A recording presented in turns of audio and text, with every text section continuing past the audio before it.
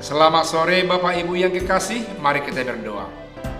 Damai sejahtera yang melingkupi setiap akal dan pikiran manusia, kiranya menyertai kita yang mendengarkan sabda ini. Dalam nama Yesus Kristus Tuhan kita yang telah bangkit itu. Amin. Kisah Rasul pasal yang ke-8 ayat ke-6 dikatakan firman Tuhan demikian. Ketika orang banyak itu mendengar pemberitaan Filipus dan melihat tanda-tanda yang dilakukannya, mereka semua dengan bulat hati menerima apa yang diberitakannya. Saudara yang kekasih, setelah Yesus bangkit, Dia memperlihatkan dirinya kepada murid-muridnya. Dan Dia melayani di tengah-tengah dunia ini. Lalu Dia naik ke sorga dan turun dalam bentuk Roh Kudus. Dan setelah itu rasul-rasul banyak sekali membuat tanda mujizat. Mereka memperoleh kuasa yang dari Yesus yang bangkit itu. Lalu banyaklah orang yang bertobat. Salah satu di antaranya adalah Filipus, atau mungkin bisa kita sebut sebagai Rasul Filipus. Dia juga melayani dari Yerusalem ke Yudea dan ke tempat-tempat yang lain.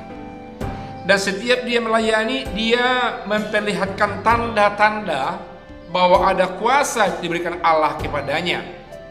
Membuat tanda mujizat, menyembuhkan orang yang sakit, sehingga banyak orang yang bertobat, lalu percaya kepada Yesus yang diberitakannya itu. Saudaraku yang kekasih, apa yang penting yang mau kita tangkap dari firman Tuhan ini? Pertama, bahwa yang diberitakan itu adalah Injil keselamatan, berita sukacita, yakni berita tentang Allah dalam nama Yesus yang telah bangkit itu. Tidak bisa orang di sepanjang zaman hanya berbicara bersaksi tanpa ada tanda atau bukti.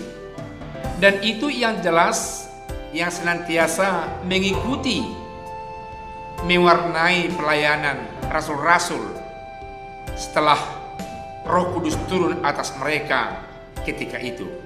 Dan sampai saat ini juga kita tidak bisa hanya berkhotbah dengan manis tanpa ada perbuatan tindak tanduk sebagai buah dari khotbah-khotbah yang hidup itu.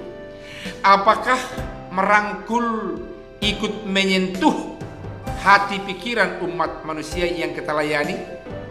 Apakah secara karitatif memberikan sesuatu yang sifatnya materi melengkapi firman Tuhan yang kita beritakan secara verbal itu? Apakah itu dalam bentuk diakonia sehingga makin menyatulah cinta kasih yang diberitakan itu kepada orang banyak?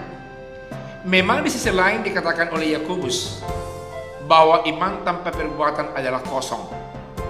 Kita tidak bisa hanya menyaksikan tentang Yesus yang penuh kasih, yang mencintai semua umat manusia, tanpa ada perbuatan yang nyata dari kita kepada sesama kita di tengah-tengah dunia ini. Dan itu yang dilakukan oleh Filipus, sehingga sungguh-sungguh pelayanannya berdampak terhadap orang banyak yang mendengar tentang berita kesukaan itu. Dikatakan di sini bahwasanya orang banyak yang mendengarkan kesaksian atau berita yang dia katakan itu mencakup orang yang setengah percaya, orang-orang yang mau mengikuti dia doang, yang tidak percaya, orang-orang yang ingin bukti atas apa yang dia saksikan.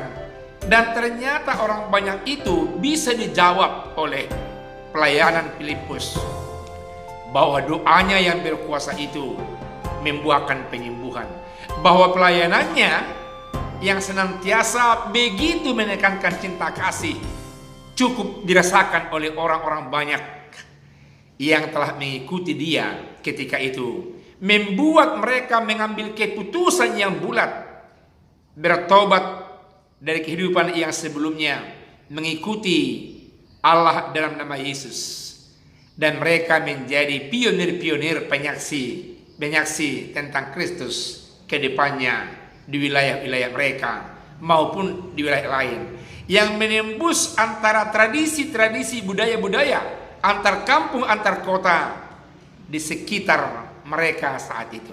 Saudaraku yang kekasih, biarlah sikap dari Filipus yang melayani ini, dengan semangat melayani diikuti dengan perbuatan yang nyata, yang bisa menjawab pergumulan hidup orang yang kita layani, akan menjadi semakin tajam makna pemberitaan Kristus yang telah kita emban pada masa kini. Gereja yang hidup memiliki tugas panggilannya, bersaksi menyaksikan Kristus yang telah bangkit itu, bersekutu antara satu dengan yang lain, dan persekutuan itu memperlihatkan kesatuan hati, kesatuan perasaan, sehingga mampu berbagi antara satu dengan yang lain, dan kemampuan membuka tangan, membuka harta, membagikan kepada orang lain sebagai bukti panggilan yang ketiga, yakni diakonia.